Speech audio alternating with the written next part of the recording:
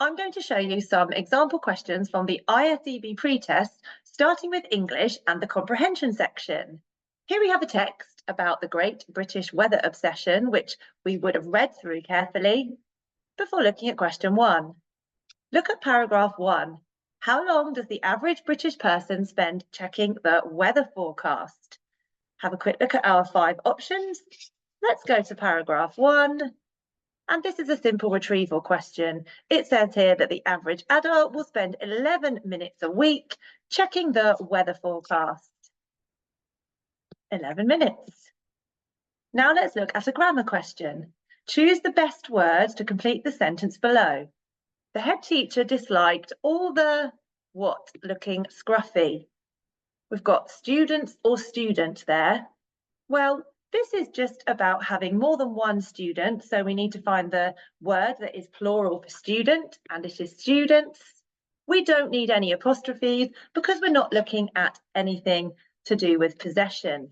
So the answer is this one. Let's look now at a maths question. Remember, students are given a pencil or pen and a piece of paper for them to be able to carry out written methods of calculation. When they would have done that, they would realise here that the answer is 100,000. What angle does the hour hand of a clock turn through in half an hour? Again, students could, if they wanted, use their scrap piece of paper to draw a clock. We know the numbers are like this.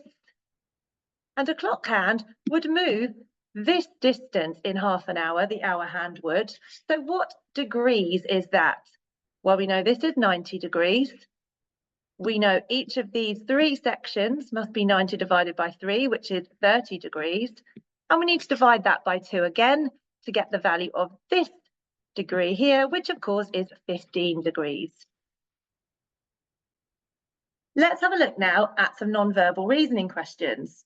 Here are 2 figures. Decide which of the 5 answer options is most like these 2 figures. Let's see how they're similar.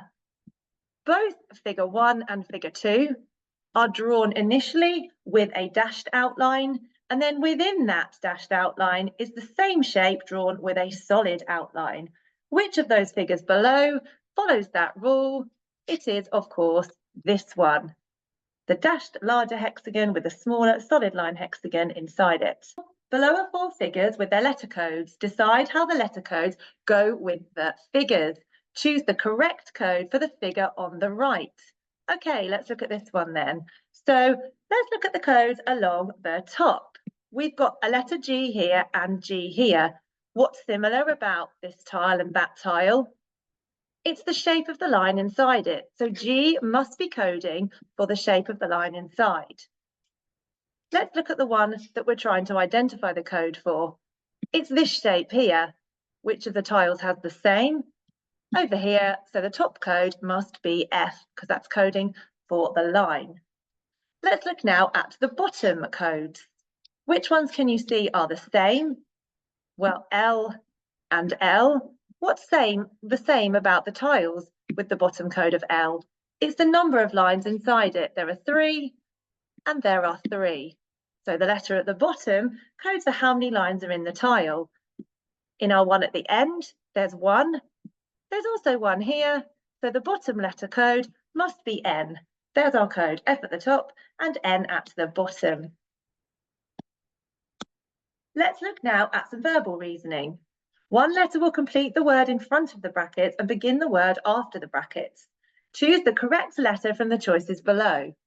Let's try the N. Literan, nade. No, neither of those 2 are words. Let's try the Y. Literae, yade. Neither of those 2 are words. Let's try the R. Litera, no, raid. Well, raid is a word, but litera is not, so it can't be that. If you keep trying them all, you will realise that it's the L to make the word literal and laid. The first pair of words is related in some way. Complete the second pair of words in the same way. So we've got wave and crest. Well, we know this is a wave in the ocean and the crest of a wave is the top of it. Mountain and what? Here's a mountain. What's the word for the top of the mountain? Well, we have snow on the top of a mountain, but that's not the right word for the actual top. It's not a ravine. It is in fact called a peak.